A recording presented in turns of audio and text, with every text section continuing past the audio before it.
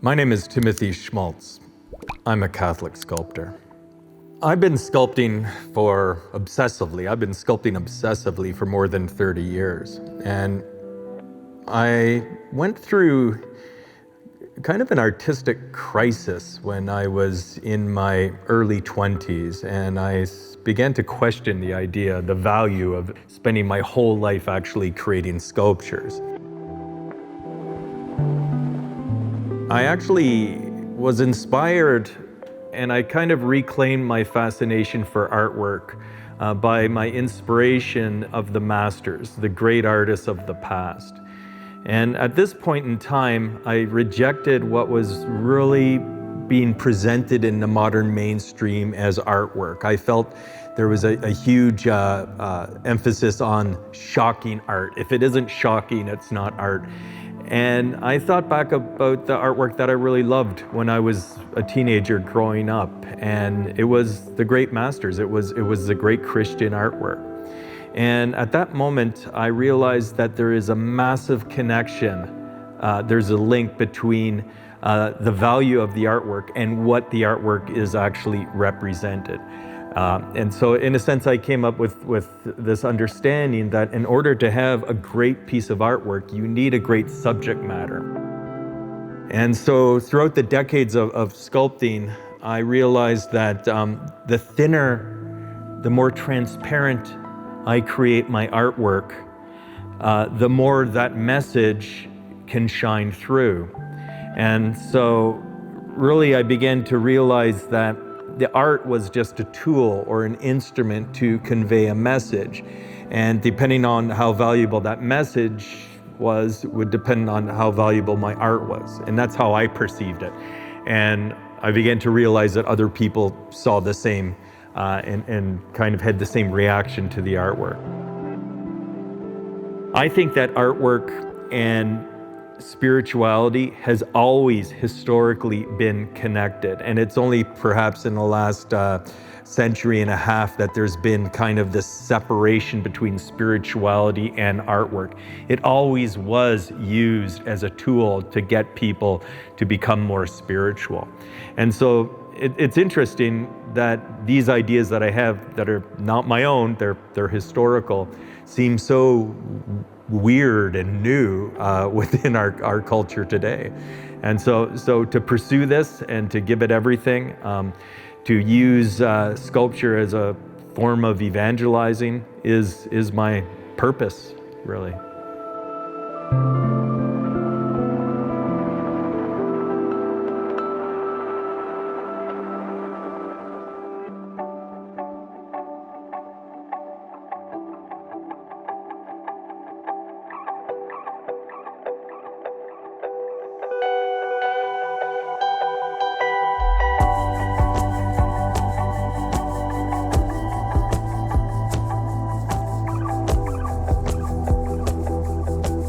It started out, I would consider myself a professional sculptor when I was 19 years old, when I dropped out of art school and I just started to full-time do artwork. That's when I had what I would call an artistic conversion.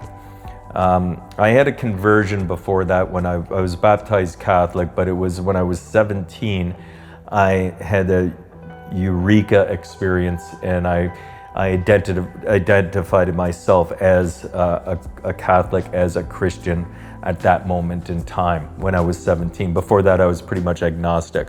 I went into the art schools, and one of the things that I found was that I quickly came to a dead end of art. I became dead in my spirit about doing it. And there is a limit to that type of artwork, the modern artwork, that you reach if you do it very intense like I did. You will reach that pretty quick, and I did when I was like 19 years old. That I thought, what's the sense? What's the purpose of it? And I was coaxed by my art school and by the surrounding pop art culture to continue to do the shocking. And if it was new, it was valid. Only if it was never been done before, Was it considered artwork? So it got to the point where, and it does in our culture, go to the point where people are pursuing not beauty, not truth, but innovation for the sake of innovation.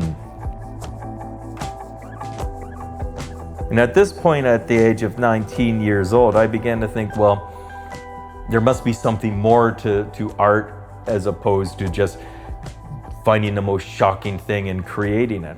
And at that point in time, I remember this one night, I had a dream. And I spent the rest of the day, the next day, actually sculpting that dream.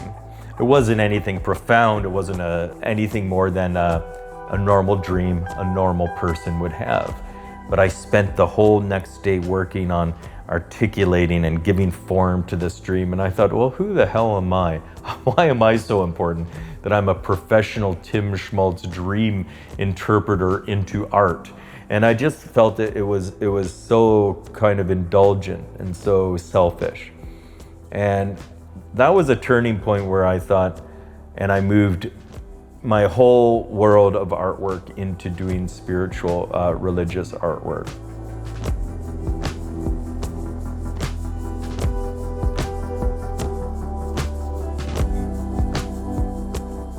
I looked at the artwork that I loved in the past. I looked at the great artists, Michelangelo, Da Vinci, and I realized they had a common subject matter, a common mission, and that was to represent something epic.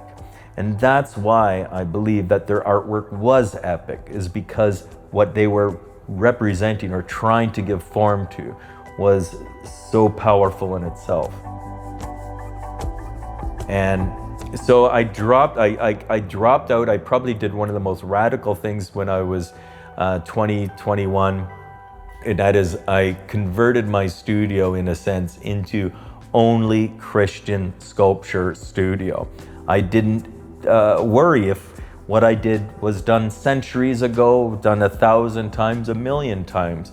I just took a representation of Jesus, I took a representation of Mary, and I just started sculpting.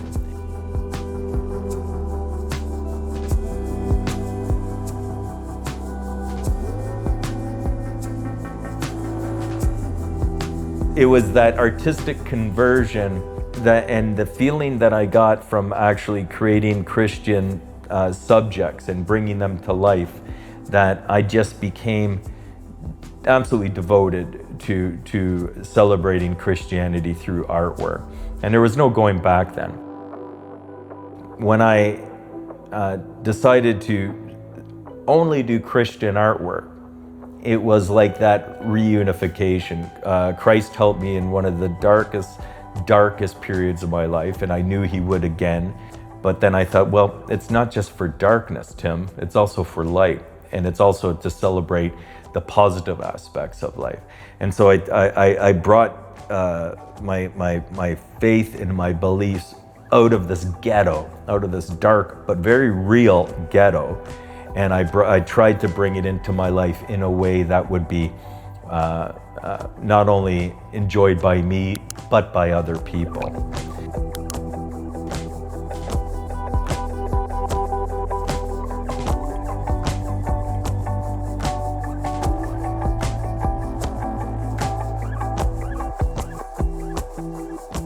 I would almost say that if we're not going to preach properly, we might as well just keep our mouth shut.